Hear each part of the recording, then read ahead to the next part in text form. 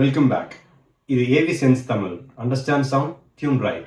போன வீடியோக்கு ரொம்ப நல்ல ரெஸ்பான்ஸ் கொடுத்துருந்தீங்க, எல்லாருக்கும் நன்றி. சதீஷ்ங்கிற சப்ஸ்கிரைபர் ஒரு நல்ல கொஸ்டின் ரைஸ் பண்ணியிருந்தாரு. It's about servo stabiliser is an automatic voltage regulation device. அதை பத்தின டீடைல்ஸ் எல்லாம் நம்ம இன்னும் அடுத்தடுத்த வீடியோஸ்ல கண்டிப்பா டிஸ்கஸ் பண்ணலாம். பட் இருந்தாலும் அவர் கேட்ட கொஸ்டினை நம்ம அட்ரஸ் பண்ணி ஆகணும். எக்ஸாக்ட்லி. அவரோட கமெண்ட்ல நான் என்ன அண்டர்ஸ்டாண்ட் பண்ணிட்டேன் அப்படின்னா, அவர் வந்து servo stabiliser with isolation transformer use பண்ணியிருக்காரு. பட் ஸ்டில் அவரோட ஏவிஆர் ஃபெயில் ஆயிருக்கு. ரைட். ஐசோலேஷன் டிரான்ஸ்ஃபார்மர் பேசிக்கா யூஸ் பண்ணாவே நம்ம அதுக்கு டெடிகேட்டடா எர்த்திங் பண்ணணும். அப்பதான் அந்த சர்க்யூட் கம்ப்ளீட் ஆகும். பட் இந்த இடத்துல என்ன நடந்திருக்குன்னு நமக்கு தெரியல. ஸ்டில் இதுக்கு I would recommend using an online UPS. That will be a smarter choice னு நான் நினைக்கிறேன். Exactly. So servo stabilizer is a voltage regulation device தவிர it is not a protection device. Exactly. And for all these equipments to have well protected, we need to follow 3 layers of protection, which is nothing but servo, surge and then earthing. Okay. So now we'll discuss on the calibration part. Yeah. கேலிப்ரேஷன்னா என்ன? இன் simple words, நம்மக்கிட்ட இருக்கிற ஏவிஆரையும் ஸ்பீக்கர்ஸையும் நம்ம ரூமுக்கு ஏற்ற மாதிரி tune பண்ணுறது தான் calibration. இப்போ பேசிக்காக கேலிப்ரேஷனில் 4 லெவல் இருக்குது. ஒன்று லெவல் கேலிப்ரேஷன், அதாவது வால்யூம் பேலன்ஸ் பண்ணுறது. ரெண்டாவது டிஸ்டன்ஸ் அண்ட் டிலே கேலிப்ரேஷன், ஸ்பீக்கரோட டிஸ்டன்ஸ் அண்ட் டிலேவை நம்ம செட் பண்ணுறது. தேர்டு பார்த்தீங்கன்னா frequency calibration, bass, mid tones, treble இதெல்லாமே அட்ஜஸ்ட் பண்ணுறது.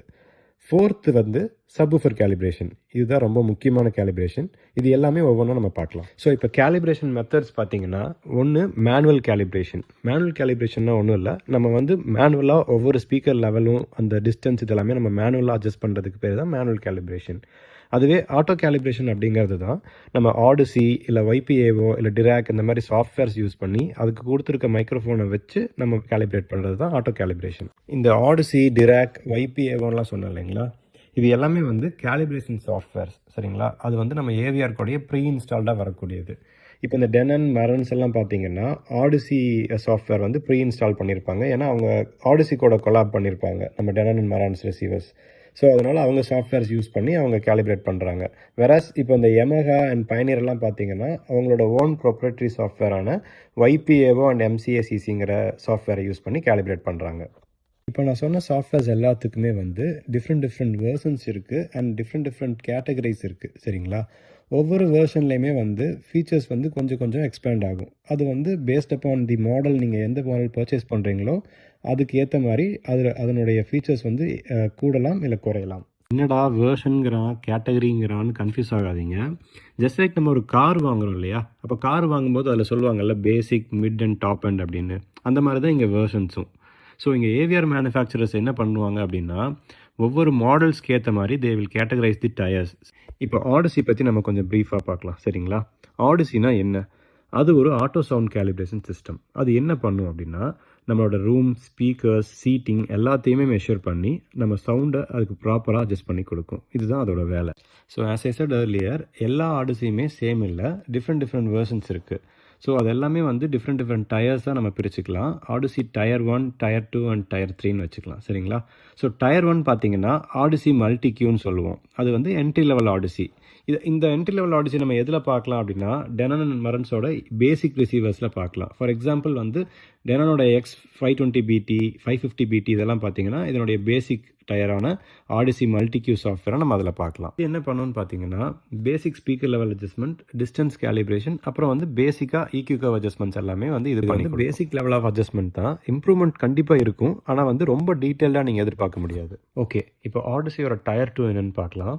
ஆடிசி மல்டிக்யூ XT அப்படிங்கிறது தான் ஆடிசியோட டயர் 2. இது வந்து ஒரு மிட் லெவல் ஆடிசின்னு சொல்லலாம். சரிங்களா?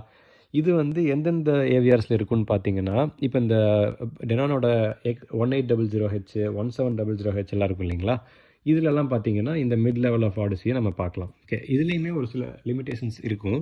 அதாவது பேசிக்லேயும் சரி, மிட் வேரியண்ட்லேயும் சரி, சப்வூஃபர் அட்ஜஸ்ட்மெண்ட் வந்து பெருசாக நீங்கள் இதில் பண்ண முடியாது. சரிங்களா? அதே மாதிரி ஃபுல் பேண்ட் கரெக்ஷன், அதாவது எல்லா சேனல்ஸுக்குமே வந்து EQ கர்வ் அட்ஜஸ்ட்மெண்ட் வந்து இந்த மிட் வேரியண்ட்லேயும் சரி, பேசிக்லேயும் சரி பெருசாக பண்ண முடியாது. ஓகே, இதில் என்னெல்லாம் இம்ப்ரூவ் ஆயிருக்குன்னு பார்த்தீங்கன்னா, EQ கர்வ் அட்ஜஸ்ட்மெண்ட் வந்து இதில் இன்னும் கொஞ்சம் பெட்டராகவே இருக்கும் compared to the basic odyssey, இந்த மெயின் சேனலை பொறுத்த வரைக்கும். அது போக இதில் பார்த்தீங்கன்னா ஸ்பீக்கர் பொசிஷன்ஸ் வந்து நம்ம பேசிக் இருக்கிறத விட இதில் கொஞ்சம் அட்வான்ஸ்டாக நிறையா பொசிஷன்ஸ் கொடுத்துருப்பாங்க. அதுக்கப்புறம் ஓவராலாக சவுண்ட் குவாலிட்டி பார்த்தீங்கன்னா நம்ம பேசிக் ஆடிசியை விட இது கொஞ்சம் பெட்டராகவே இருக்கும். ஓகே, இப்போ டயர் 3 என்னங்கிறத பார்க்கலாம். ஆடிசியோட டாப் மோஸ்ட் டயர் தான் வந்து ஆடிசி மல்டிக்யூ XT32ன்னு சொல்லுவாங்க. ஸோ இந்த வெர்ஷனில் வந்து ஆடிசியோட எல்லா ஃபீச்சருமே எனேபிள் ஆகிருக்கும். சரிங்களா? இதோட எக்ஸாம்பிள் ஏவிஆர்ஸ் என்னென்னு பார்த்தீங்கன்னா இந்த 3700, 3800, அதுக்கப்புறம் வர டாப் மோஸ்ட் ஏவிஆர்ஸ் எல்லாத்துலேயுமே வந்து XT32 வந்து நீங்கள் பார்க்கலாம். ஓகே, இதில் என்ன ஸ்பெஷல் அப்படின்னு பார்த்தீங்கன்னா இதில் வந்து ஃபுல் ரேஞ்ச் ஸ்பீக்கர் கரெக்ஷன் நீங்கள் பண்ணிக்க முடியும். அதாவது நான் ஏர்லியர் வெர்ஷன்ஸில் சொல்லியிருப்பேன், பர்டிகுலராக மிட் வேரியண்ட்டில் பார்த்தீங்கன்னா நீங்கள் வந்து மெயின்ஸ்க்கு வந்து பெட்டர் EQ அட்ஜஸ்ட்மெண்ட் பண்ணிக்கலாம் அப்படின்னு சொல்லியிருப்பேன். இந்த சென்ஸ் நீங்கள் வந்து மிட் வேரியண்ட்டை பொறுத்த வரைக்கும் ஃப்ரண்ட் LCRோட கர்வ் அட்ஜஸ்ட்மெண்ட் வந்து அந்த மிட் வேரியண்ட் வெர்ஷனில் பண்ணிக்க முடியும். வேறஸ் இந்த டாப் எண்டில் பார்த்தீங்கன்னா எல்லா ஸ்பீக்கர்ஸ்க்குமே நீங்கள் பண்ணிக்க முடியும். இந்த சென்ஸ் பெட் லேயர் ஸ்பீக்கர்ஸ், கீழே இருக்கிற LCR, சரவுண்ட்ஸு, அப்புறம் மேலே இருக்கிற ஹை சேனல்ஸ் இருக்கு இல்லையா, நம்ம டால்பி அட்மாஸ்க்கு மாட்டோம்ல, அதுக்கு எல்லா ஸ்பீக்கர்ஸ்க்குமே வந்து நீங்கள் வந்து கர்வ் அட்ஜஸ்ட்மெண்ட் பண்ணிக்க முடியும். அது போக பேஸ் மேனேஜ்மெண்ட் பார்த்தீங்கன்னா கம்பேர்ட் டு அதர் வெர்ஷன்ஸ் இந்த வெர்ஷனில் வந்து எக்ஸலண்ட்டாக இருக்கும். ஸோ ஷார்ட்டாக சொல்லணுன்னா ஆடிசியோட டாப் டயர் வெர்ஷனோட XT32 இருந்துச்சுன்னா தான் அதோட ஃபுல் பொட்டன்ஷியல் என்ன அப்படிங்கிறது நம்மளால் ஃபீல் பண்ண முடியும். ஸோ இது போக ஆடிசியோட ஆடான்னு பார்த்தீங்கன்னா சபிக்யூ HD அப்படின்னு சொல்லிட்டு ஒரு சாஃப்ட்வேர் இருக்குது. அது எதுக்குன்னு பார்த்தீங்கன்னா இப்போ நம்ம டுயல் சப்லாம் யூஸ் பண்ணுவோம் இல்லையா, அதை நம்ம ப்ராப்பராக கேலிப்ரேட் பண்ணுறதுக்கு இந்த சபிக்யூ HD யூஸ் பண்ணோம் அப்படின்னா அதை இன்னும் வந்து அதனோட டிலே மேட்சிங் எல்லாமே வந்து இன்னும் பக்காவாக நம்மளால் பண்ண முடியும். பட் இது வந்து எல்லா ஏவிஆர்லேயும் சப்போர்ட் பண்ணாது. ஸ்பெசிஃபிக்காக இந்த 3700 அப்புறம் இந்த மரான்ஸோடைய மிட் அண்ட் ஹை எண்ட்லாம் இருக்கும் இல்லைங்களா, அந்த ஏவிஆர்ஸில் வந்து இந்த சபிக்யூ HD வந்து நம்ம எக்ஸ்ட்ரா ஆடானாக நம்ம பர்ச்சேஸ் பண்ணி யூஸ் பண்ணிக்கலாம். ஸோ இது எல்லாத்தோட கேம் சேஞ்சரான சாஃப்ட்வேர் என்னென்னு பார்த்தீங்கன்னா ஆடிசியோட மல்டிக்யூ எடிட்டர் ஆப். இது வந்து நம்ம மொபைல் ஃபோனுக்கு அவைலபிளாக இருக்குது. ஸோ என்ன பண்ணலான்னா நம்ம ஆடிசியோட ஃபுல் கண்ட்ரோலை வந்து நம்ம மொபைல் ஃபோனில் எடுத்துக்கிட்டு கர்வ் அட்ஜஸ்ட்மெண்ட்லேருந்து ஸ்பீக்கர் லெவல் டியூனிங்லேருந்து எல்லாமே அந்த ஆப்பில் பண்ணிக்கலாம்.